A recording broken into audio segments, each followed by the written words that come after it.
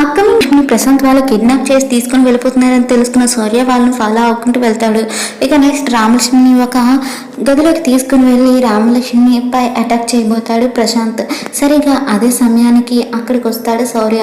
Prashanth fight చేస్తూ ఉంటాడు. దాంతో ప్రశాంత్ భయపడి అక్కడి నుంచి పారిపోతాడు.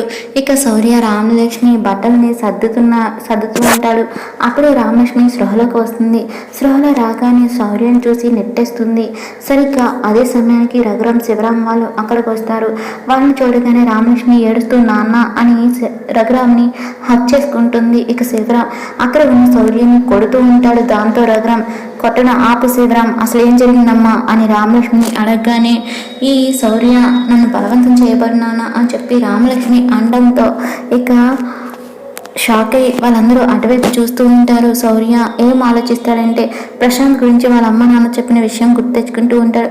ఆ అమ్మాయి లేకపోతే బ్రతకలేను అంటున్నాడు. వారి గురించి ఏం చేయాలో మాకు కూడా అర్థం కావట్లేదు అని చెప్పి వాళ్ళ అమ్మ నాన్న అన్న మాటలు గుర్తు తెచ్చుకున్న శౌర్య ఏమో నేనే రామలక్ష్మి తాగిన పానకంలో మొత్తం మంది కలిపాను, రామలక్ష్మి ఎలానైనా సరే సొంతం చేసుకోవాలని ఇదంతా చేశానని చెప్పి శౌర్య అనడంతో ఇక రఘురామ్ శివరాం ఇద్దరు కూడా శౌర్యని చావు కొడుతూ ఉంటారు.